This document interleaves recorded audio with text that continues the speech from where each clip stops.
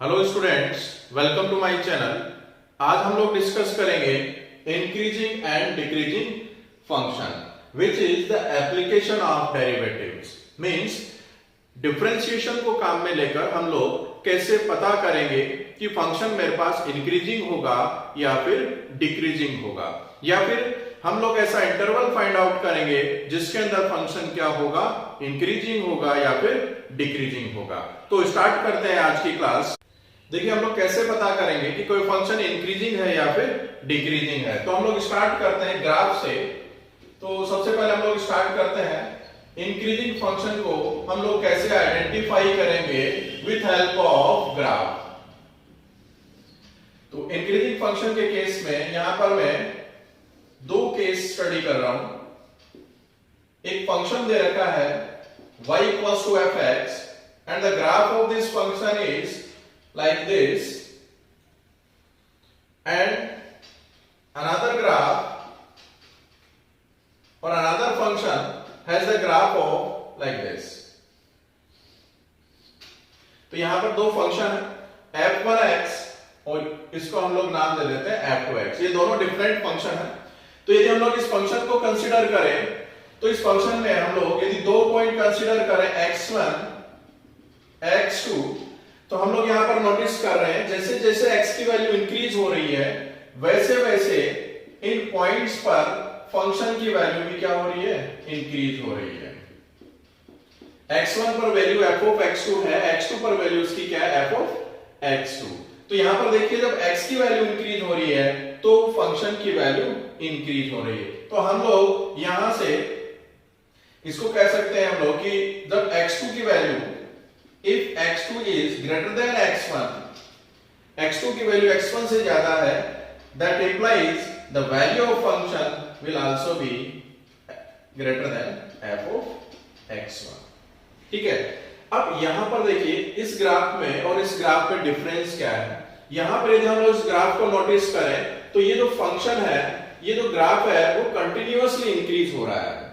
लेकिन यहां इस ग्राफ की हम लोग बात करें तो फंक्शन यहां इंक्रीज हो रहा है, देन स्टेबल हो रहा है, देन अगेन इंक्रीज हो रहा है, देन स्टेबल हो रहा है। तो इस टाइप के हम लोग फंक्शन को क्या बोलेंगे, इस टाइप के फंक्शन को बोलते हैं हम लोग स्ट्रिक्टली इंक्रीजिंग। तो ये किसका ग्राफ हो गया, स्ट्रिक्टली इंक्रीजिंग का मेरे पास ग्राफ होगा ये। तो स्ट्रिक्टली इंक्रीजिंग के लिए मेरे पास कंडीशन क्या हो गई, जब x की वैल्यू इंक्रीज करते हैं तो फंक्शन की वैल्यू भी इंक्रीज होती है। यहां पर हम लोग डेरिवेटिव को काम में लेकर कैसे पता करेंगे कि ये जो फंक्शन है मेरे पास ये कैसा होगा, मेरे पास इंक्रीजिंग फंक्शन होगा। तो यदि हम लोग यहां पर चेक करें, कोई भी पॉइंट कंसीडर करें यहां पर, तो उस पॉइंट पर यदि हम लोग टेंजेंट ड्रॉ करेंगे तो ये जो टेंजेंट है वो हमेशा जो एंगल है वो क्या x एक्सिस से जो एंगल होगा वो लेस देन 90 होगा।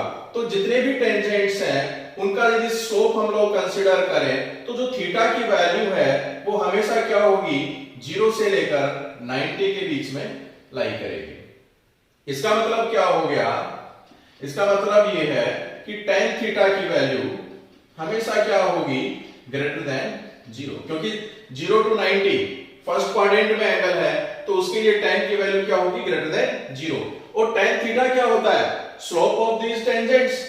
और स्लोप हम लोग कैसे पता करते हैं, किसी भी पॉइंट पर टेंजेंट ड्रॉ करेंगे तो उस पॉइंट पर डेरिवेटिव की जो वैल्यू होगी वही किसको शो करेगी, स्लोप ऑफ द टेंजेंट। तो यहां पर देखिए dy by dx की जो वैल्यू होगी वो हमेशा क्या होगी, ग्रेटर देन 0। तो यहां पर ये कंडीशन हो गई इंक्रीजिंग, स्ट्रिक्टली इंक्रीजिंग के केस में जो डेरिवेटिव है किसी भी पॉइंट पर वो क्या होगा, हमेशा ग्रेटर देन 0 होगा। इसका मतलब बिना ग्राफ प्लॉट करे भी हम लोग पता कर सकते हैं कि फंक्शन मेरे पास इंक्रीजिंग होगा या फिर डिक्रीजिंग होगा। अब ये सेकंड केस हम लोग यहां कंसीडर करते हैं। तो यहां फंक्शन इंक्रीजिंग है, देन स्टेबल, देन इंक्रीज। तो इस टाइप के फंक्शंस को हम लोग बोलेंगे इंक्रीजिंग फंक्शन। इंक्रीजिंग फंक्शन, यहां पर ये जो फंक्शन था, यहां पर ये जो फंक्शन था वो स्ट्रिक्टली इंक्रीजिंग था, लेकिन इस केस में फंक्शन कैसा होगा, सिंपल इंक्रीजिंग, क्योंकि इंक्रीज हो रहा है फिर स्टेबल भी हो रहा है, इंक्रीज हो रहा है स्टेबल भी हो रहा है, तो इसको बोलेंगे इंक्रीजिंग फंक्शन। तो यहां पर यदि हम लोग दो पॉइंट कंसीडर करें x1 x2, तो यहां पर क्या केस हो सकता है, if x2 is greater than x1, यानी जैसे जैसे x की वैल्यू हम लोग इंक्रीज करते हैं तो यहां पर दो पॉसिबिलिटी हो सकती है मेरे पास, या तो फंक्शन की जो वैल्यू है इंक्रीज करेगी या फिर फंक्शन की वैल्यू इक्वल होगी। That implies f of x2 either greater than और equal to f of x1, क्योंकि कहां कुछ ऐसे पॉइंट्स होंगे जहां पर फंक्शन क्या होगा मेरे पास स्टेबल होगा, तो उस केस में दोनों पॉइंट पर जो वैल्यू है वो क्या आएगी, सेम आएगी, तो यहां पर इक्वल का साइन होगा।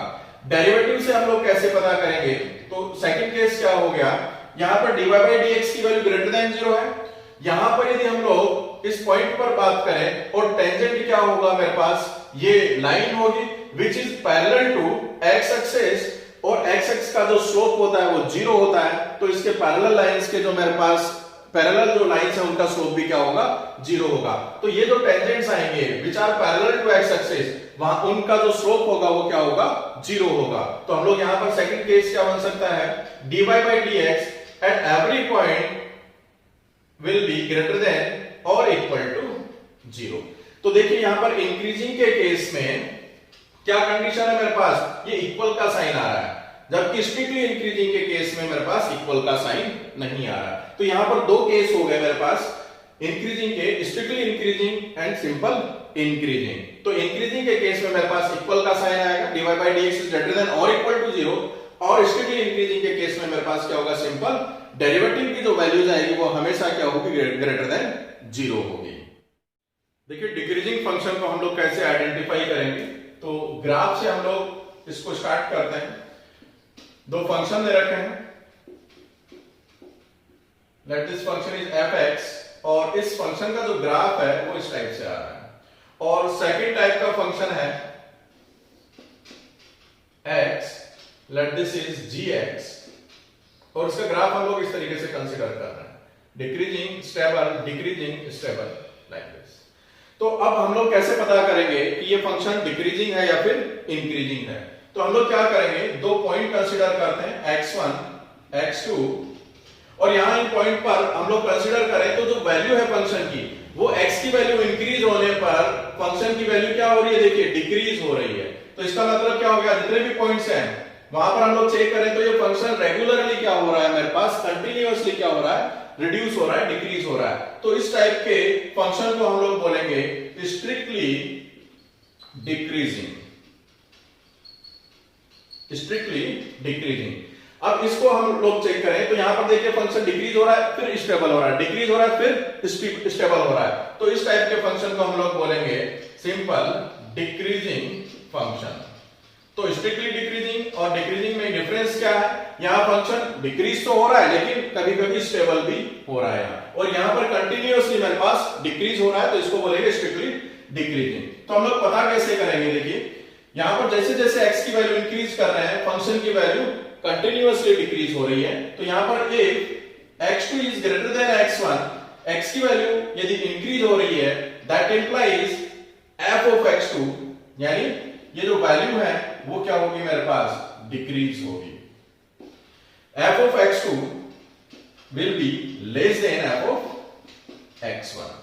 ठीक है, सेकंड केस डेरिवेटिव से हम लोग कैसे पता करेंगे, यदि हम लोग किसी पॉइंट को कंसीडर करें और उस पॉइंट पर टेंजेंट ड्रॉ करेंगे, तो ये जो टेंजेंट है वो हमेशा positive direction of x axis से जो एंगल बनाएगा वो हमेशा क्या होगा, ग्रेटर देन 90, यानी जो एंगल है टेंजेंट का वो हमेशा ग्रेटर देन 90 डिग्री होगा एंड लेस देन 180 डिग्री, क्योंकि टेंजेंट यहां से ये 180 तक हो सकता है मैक्सिमम।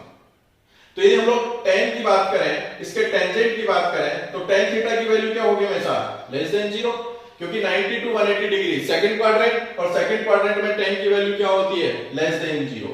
और हमें डेरिवेटिव का कांसेप्ट पता है, किसी भी पॉइंट पर टेंजेंट ड्रॉ करते हैं तो उसका स्लोप क्या होता है, dy by dx। तो इसका मतलब क्या हो गया, dy by dx की जो वैल्यू होगी वो हमेशा क्या होगी, less than 0 in case of strictly decreasing, यानी डेरिवेटिव जितने भी पॉइंट्स हैं डिक्रीजिंग फंक्शन के केस में यदि जितने भी पॉइंट्स हैं उन पर यदि हम लोग टेंजेंट ड्रॉ करेंगे तो ये जो एंगल बनेगा हमेशा वो ग्रेटर देन 90 होगा और उसके लिए tan की वैल्यू लेस देन 0 होगी। और tan थीटा किसको शो करता है?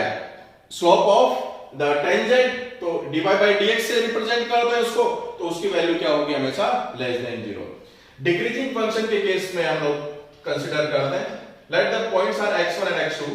तो जैसे जैसे x की वैल्यू इंक्रीज हो रही है तो फंक्शन की वैल्यू डिक्रीज भी हो रही है और कभी-कभी स्टेबल यानी इक्वल भी आ रही है। तो इसकी कंडीशन क्या हो गई? If x2 is greater than x1 that implies g of x2 will be less than or equal to g of x1। यानी फंक्शन की वैल्यू क्या होगी? डिक्रीज होगी लेकिन कभी-कभी स्टेबल भी हो सकती है, तो उस केस में मेरे पास इक्वल का साइन आएगा। और डेरिवेटिव से हम लोग कैसे पता करेंगे? तो डेरिवेटिव की बात करें तो डिक्रीजिंग के केस में dy by dx की वैल्यू क्या होगी? Less than 0।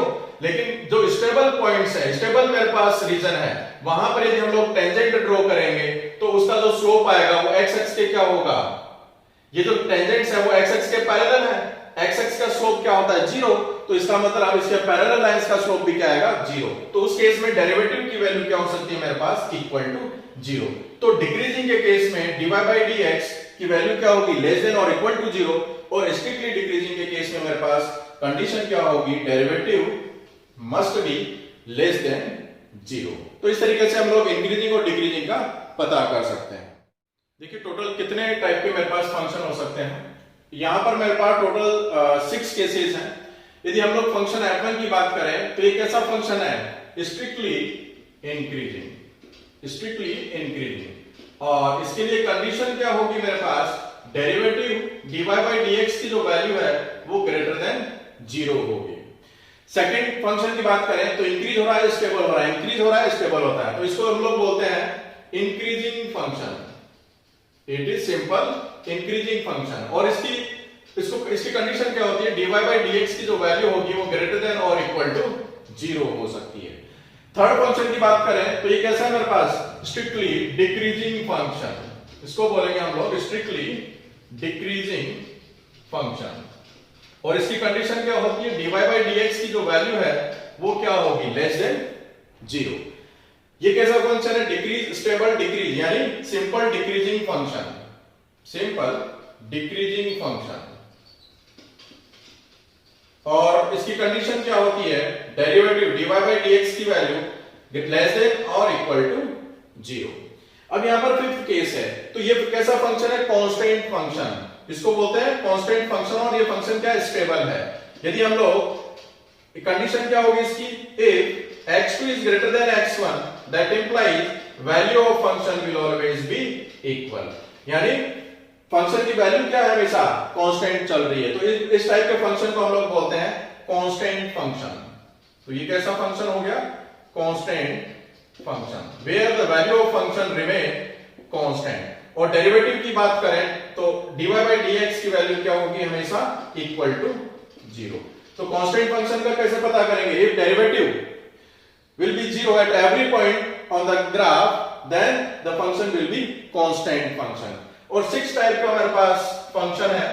यदि हम लोग इस इंटरवल की बात करें x1 x2 तो यहां पर देखिए फंक्शन इंक्रीज हो रहा है और इसके बाद में फंक्शन डिक्रीज हो रहा है।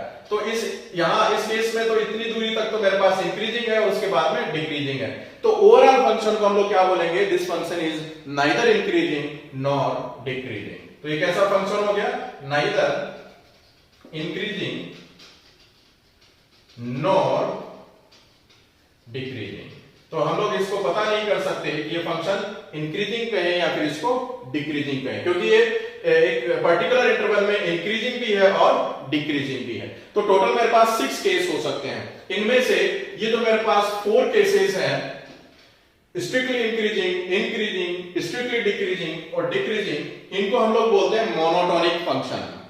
और ये कैसा फंक्शन होगा? Constant function. और ये कैसा फंक्शन होगा? Non monotonic function. तो फंक्शन को हम लोग अकॉर्डिंग टू इंक्रीजिंग और decreasing concept can divide into 2 category. तो वो देखते हैं हम लोग। देखिए हम लोग फंक्शन को कितनी कैटेगरी में डिवाइड कर सकते हैं? फंक्शन को हम लोग यहां 3 कैटेगरी में डिवाइड कर रहे हैं। फर्स्ट है monotonic function, a function which is either increasing और डिक्रीजिंग, मीन्स इसकी डेफिनेशन क्या होगी, function which is either increasing और डिक्रीजिंग, यानी फंक्शन या तो इंक्रीजिंग है या फिर इंटरवल में, पूरे कंप्लीट इंटरवल में डिक्रीजिंग है, तो इस टाइप के फंक्शन को हम लोग क्या बोलेंगे, मोनोटोनिक फंक्शन। तो मोनोटोनिक फंक्शन दो टाइप के हो सकते हैं, इंक्रीजिंग और डिक्रीजिंग। और इंक्रीजिंग के केस भी दो भी हैं, स्ट्रिक्टली इंक्रीजिंग और simple increasing, and strictly increasing, decreasing और सिंपल डिक्रीजिंग। तो मोनोटोनिक फंक्शन कैसे हो गए, the function which are either increasing और decreasing are called monotonic function. Second है कांस्टेंट फंक्शन। कांस्टेंट फंक्शन का मतलब क्या होगा, जिसकी जो वैल्यू है वो क्या होगी मेरे पास, कांस्टेंट रहेगी, यानी फंक्शन की वैल्यू कांस्टेंट रहेगी, तो उस टाइप के फंक्शन को बोलते हैं हम लोग कांस्टेंट फंक्शन। और थर्ड कैटेगरी है मेरे पास नॉन मोनोटोनिक फंक्शन, और नाइदर इंक्रीजिंग नॉर डिक्रीजिंग, यानी कुछ ऐसे फंक्शंस होंगे एक इंटरवल के अंदर जो इंक्रीजिंग भी है एंड डिक्रीजिंग भी है, तो दोनों होंगे, तो उस केस में हम लोग ये नहीं कह सकते कि फंक्शन इंक्रीजिंग होगा या फिर डिक्रीजिंग होगा। तो यहां पर जो क्वेश्चंस हैं वो दो टाइप के क्वेश्चंस आएंगे हम लोगों के पास में। एक टाइप के क्वेश्चंस में हम लोगों के पास में क्या होगा, फंक्शन गिवन होगा, fx गिवन होगा, और हमें ये आइडेंटिफाई करना है कि ये मेरे पास मोनोटोनिक यानी इंक्रीजिंग है या फिर डिक्रीजिंग है या फिर नॉन मोनोटोनिक है। तो एक टाइप के क्वेश्चन में तो क्या हो गया, मेरे पास फंक्शन गिवन होगा और मेरे को ये पता करना है ये जो फंक्शन है इस इंटरवल में, पर्टिकुलर इंटरवल में इंक्रीजिंग है या डिक्रीजिंग है या फिर नॉन मोनोटोनिक फंक्शन है। सेकंड टाइप के क्वेश्चंस में क्या होगा, मेरे पास गिवन होगा फंक्शन fx इंक्रीजिंग है या फिर डिक्रीजिंग है, यानी fx क्या है मेरे पास, मोनोटोनिक है, और ये पता करना है कि किस इंटरवल में ये इंक्रीजिंग है या फिर डिक्रीजिंग है, यानी मेरे को क्या पता करना है, इंटरवल पता करना है जिसके अंदर फंक्शन इंक्रीजिंग है या फिर डिक्रीजिंग है। तो ये दो टाइप के क्वेश्चंस आएंगे, एक में फंक्शन गिवन होगा और पता करना है ये फंक्शन मेरे पास इंक्रीजिंग है या डिक्रीजिंग, और सेकंड में क्या होगा, फंक्शन गिवन है कि ये फंक्शन इंक्रीजिंग है या फिर डिक्रीजिंग है, तो हमें इंटरवल पता करना है कि किस इंटरवल में तो ये इंक्रीजिंग होगा और किस में डिक्रीजिंग होगा। तो इंटरवल पता करने के लिए हम लोगों को इनइक्वालिटी का नॉलेज होना जरूरी है, तो इनइक्वालिटी का कांसेप्ट पता होना चाहिए, तब इसके क्वेश्चंस सॉल्व होते हैं। तो हम लोग वन बाय वन इनके क्वेश्चंस डिस्कस करते हैं। देखिए क्वेश्चन करते हैं, show that the function fx equals to e raised to power 2x is strictly increasing on r. r means set of real numbers, means complete real numbers के लिए ये जो फंक्शन है वो कैसा होगा, स्ट्रिक्टली इंक्रीजिंग। तो फंक्शन है fx e raised to power 2x, और स्ट्रिक्टली इंक्रीजिंग का केस क्या होता है, कैसे पता करते हैं, डेरिवेटिव की जो वैल्यू होगी वो हमेशा क्या होगी, greater than 0 at every point of this interval, यानी इंटरवल के जितने भी पॉइंट्स हैं उन पॉइंट्स पर dy by dx की वैल्यू ग्रेटर देन 0 होगी।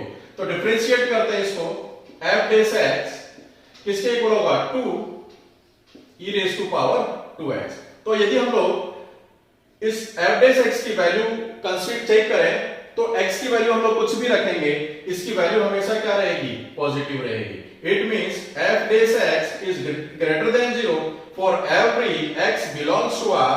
इट मींस ये जो कंप्लीट रियल नंबर्स का जो सेट है उसके अंदर ये जो फंक्शन है fx वो कैसा होगा, स्ट्रिक्टली इंक्रीजिंग। तो इस तरीके से हम लोग डेरिवेटिव से पता कर सकते हैं फंक्शन इंक्रीजिंग होगा या डिक्रीजिंग। यदि हम लोग इसी क्वेश्चन को चेंज करें, फंक्शन दे रखा है fx equals to e raised to power -2x, और अब हमें ये पता करना है ये जो फंक्शन है वो किस टाइप का होगा, तो हम लोगों को क्या करना है, f dash x पता करना है, डेरिवेटिव इसका डिफरेंशिएशन क्या हो गया, -2 e raised to power -2x, ये वैल्यू हमेशा क्या होगी, पॉजिटिव, क्योंकि एक्सपोनेंशियल फंक्शन है, लेकिन ये नेगेटिव साइन क्या बना देगा, f dash x को क्या बनाएगा, लेस देन 0। तो इसका मतलब क्या हो गया, डेरिवेटिव की वैल्यू लेस देन 0 है, तो ये जो फंक्शन होगा वो कैसा होगा, decreasing function, because f dash x is less than 0 for every x belongs to r।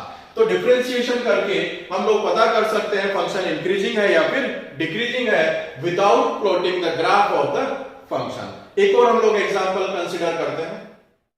देखिए second example, show that y equals to log 1 plus x minus 2x upon x plus 2 where x is greater than -1 is increasing function through out its domain, यानी जो function दे रखा है इसका domain भी given हम लोगों के पास में x इज ग्रेटर देन -1। यदि गिवन नहीं है तो भी हम लोग यहां से चेक कर सकते हैं। डोमेन कैसे फाइंड आउट करेंगे, ये लॉगरिथमिक फंक्शन है तो 1 प्लस x की वैल्यू क्या होगी, ग्रेटर देन 0, क्योंकि हमेशा लोग पॉजिटिव नंबर्स का ही पॉसिबल है। तो 1 plus x is greater than 0, तो x इज ग्रेटर देन -1। इस फंक्शन की बात करें तो x की वैल्यू -2 नहीं होनी चाहिए। इसके अलावा सारा का सारा जो सेट है रियल नंबर्स का वो इसका डोमेन होगा। तो यहां पर x इज ग्रेटर देन -1 में -2 को एक्सक्लूड करना है जो कि ऑलरेडी एक्सक्लूड है। तो इसका मतलब इसका डोमेन क्या हो गया, x इज ग्रेटर देन -1। चलिए हम लोग इसका पता करते हैं, ये फंक्शन इस डोमेन में इंक्रीजिंग है। तो इंक्रीजिंग का पता हम लोग कैसे करेंगे, ये फंक्शन गिवन है तो हम लोग क्या करेंगे, इसका डिफरेंशिएशन करेंगे dy by dx। तो इसका डेरिवेटिव क्या होगा, log x का क्या होगा 1 upon x, तो log 1 plus x का हो गया 1 upon 1 plus x माइनस यहां पर डिवीजन रूल अप्लाई करेंगे, देन x plus 2 का whole square, x plus 2 as it is रहेगा, 2x का डिफरेंशिएशन क्या हो गया 2 माइनस 2x को हम लोग एज इट इज रखेंगे और x plus 2 का डिफरेंशिएशन क्या हो गया 1। इसको सिंपलीफाई करेंगे, then 1 upon 1 plus x minus 2x plus 4 minus 2x upon x plus 2 का होल स्क्वायर। तो एलसीएम लेंगे हम लोग यहां पर x plus 1 x plus 2 का होल स्क्वायर, ये होगा x plus 2 का होल स्क्वायर माइनस 2x से 2x कैंसिल 4 और यहां से आएगा x plus 1। इस ब्रैकेट को हम लोग ओपन करेंगे तो dy by dx की वैल्यू क्या होगी, x square plus 4x plus 4 minus 4x minus 4 upon x plus 1 का होल स्क्वायर, x प्लस 2 का whole square, x plus 1 into x plus 2 का होल स्क्वायर। तो ये कैंसिल हो गए सारे। तो यहां पर dy by dx क्या बन रहा है, dy by dx equals to x square upon x plus 1 into x plus 2 का होल स्क्वायर। अब हमें साइन चेक करना है dy by dx का for x is greater than -1। तो हम लोग यहां पर देखो कंसीडर करें इन वैल्यूज को, तो ये वैल्यू हमेशा पॉजिटिव रहेगी, ये वैल्यू हमेशा पॉजिटिव रहेगी क्योंकि स्क्वायर हो रहा है मेरे पास x, इस एक्सप्रेशन की वैल्यू नेगेटिव है या पॉजिटिव, उसका स्क्वायर हमेशा पॉजिटिव होगा। तो ये वाला जो फैक्टर है वो साइन डिसाइडिंग है, यानी इस dy by dx का साइन इस पर डिपेंड करेगा। यदि ये ग्रेटर देन 0 है तो dy by dx की वैल्यू ग्रेटर देन 0 आएगी, और यदि ये लेस देन 0 है तो dy by dx की वैल्यू लेस देन 0 आएगी। तो इसका मतलब क्या हो गया, ये इंक्रीजिंग कब होगा, जब dy by dx की वैल्यू क्या हो मेरे पास ग्रेटर देन 0। तो यहां पर क्या होगा, x प्लस 1 यदि ग्रेटर देन 0 है तो उसका उस केस में dy by dx भी क्या होगा ग्रेटर देन 0। तो यहां से कंडीशन क्या होगी, x इज ग्रेटर देन -1, यानी x इज ग्रेटर देन -1 के लिए dy by dx हमेशा क्या होगा ग्रेटर देन 0। इसका मतलब क्या हो गया, x is greater than -1 which is the domain of this function, और इस डोमेन के लिए जो फंक्शन है वो हमेशा कैसा होगा, इंक्रीजिंग फंक्शन होगा।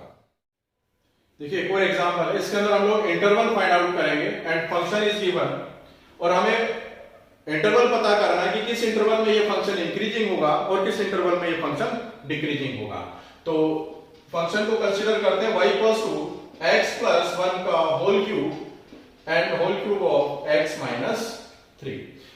अब इंक्रीजिंग और डिक्रीजिंग के लिए हम लोगों के पास में क्या होना चाहिए, डेरिवेटिव ग्रेटर देन 0 या फिर लेस देन 0। तो यहां पर सबसे पहले हम लोग इसका डेरिवेटिव फाइंड आउट करेंगे, तो dy by dx, तो प्रोडक्ट रूल अप्लाई कर रहे हैं यहां पर। तो सबसे पहले हम लोग इसका डिफरेंशिएशन कर रहे हैं, देन 3x प्लस 1 का होल स्क्वायर, और इसको एज इट इज रखेंगे, देन प्लस इसको एज इट इज रखेंगे और इसका डेरिवेटिव, तो इसका डेरिवेटिव हो गया 3x माइनस 3 का होल स्क्वायर, और ये फंक्शन एज इट इज। तो हम लोगों ने डिफरेंशिएशन कर लिया। अब इस एक्सप्रेशन को सिंपलीफाई करते हैं, देखिए 3x प्लस 1 का होल स्क्वायर, x माइनस 3 का होल स्क्वायर कॉमन आ गया, तो यहां पर वैल्यू क्या बनेगी, x माइनस 3 और x प्लस 1 का होल स्क्वायर कॉमन आ गया, then remaining is x plus 1। तो फाइनली वैल्यू क्या होगी, 3x प्लस 1 का होल स्क्वायर, x माइनस 3 का whole square, then 2x minus 2, 2 common ले लिया हम लोग, तो ये क्या होगा 6x माइनस 1, x प्लस 1 का होल स्क्वायर, x माइनस 3 का whole square, dy by dx। अब यहां पर हम लोगों को इंक्रीजिंग और डिक्रीजिंग का इंटरवल पता करना है, तो हम लोग यहां पर इंटरवल मेथड या फिर वेवी कर्व मेथड से हम लोग इसको सिंप्लीफाई करेंगे। तो इंक्रीजिंग का केस कैसे होगा? इंक्रीजिंग के लिए क्या होना चाहिए मेरे पास? dy by dx must be greater than or equal to 0।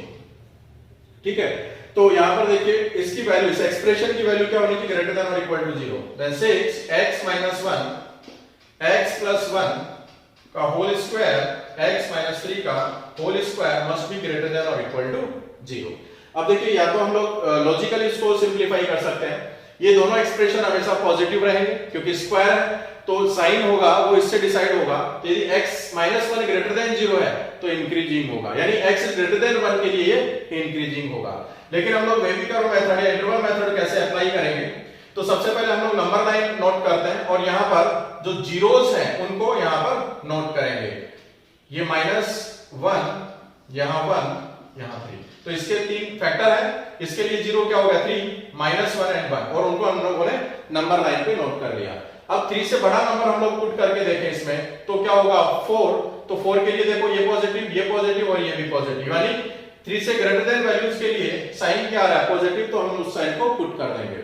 अब 3 देखिए इस फैक्टर से आ रहा है और इस फैक्टर की पावर 2 है। जब इवन पावर होती है तो ये जो साइन है वो चेंज नहीं होता, यानी प्लस है तो इस इंटरवल में भी प्लस चलेगा। 1 किससे हुआ है मेरे पास? इस फैक्टर से आया है, इस फैक्टर से आया है, तो इसकी पावर क्या? ओड। अब यहां पर क्या होगा? साइन अल्टरनेट चेंज होगा, तो ये क्या हो जाएगा मेरे पास? माइनस। ये 0 -1 इसकी वजह से आया है और इस फैक्टर की पावर क्या है? अगेन इवन, तो ये साइन चेंज नहीं होगा, एज इट इज रहेगा माइनस। तो इस कंप्लीट इंटरवल में हम लोगों को इस एक्सप्रेशन का साइन पता चल गया, यानी ये ग्रेटर देन और इक्वल टू 0 कब है? ग्रेटर देन 3 के लिए। तो इंक्रीजिंग क्या हो गया? इंक्रीजिंग के लिए x इज ग्रेटर देन और इक्वल टू 1, और इंटरवल फॉर्म में इसको लिखें तो हम लोग लिख सकते हैं 1 to इनफाइनाइट। ये फंक्शन कैसा होगा? इंक्रीजिंग। डिक्रीजिंग के केस में क्या होगा? ये लेस देन 0, और लेस देन 0 कब आ रहा है मेरे पास? लेस देन 1 के लिए, then x is less than और इक्वल टू 1 के लिए ये कैसा फंक्शन होगा? डिक्रीजिंग। तो इंटरवल फॉर्म में कैसे लिखेंगे इसको हम लोग? -Infinite to 1। इस इंटरवल में ये फंक्शन कैसा होगा? डिक्रीजिंग। यानी हम लोगों को फंक्शन गिवन था और हम लोगों ने इंटरवल पता कर लिया, ये कब मेरे पास इंक्रीजिंग होगा और कब ये मेरे पास डिक्रीजिंग होगा। यदि ओवरऑल कंप्लीट आर की बात करें, complete set of real numbers की बात करें, तो ये जो फंक्शन है वो नाइदर इंक्रीजिंग नॉर डिक्रीजिंग होगा, नॉन मोनोटोनिक होगा, क्योंकि ये कुछ इंटरवल में तो इंक्रीजिंग है और कुछ इंटरवल में डिक्रीजिंग है। लेकिन एक पर्टिकुलर इंटरवल में ये इंक्रीजिंग है और पर्टिकुलर इंटरवल में ये डिक्रीजिंग।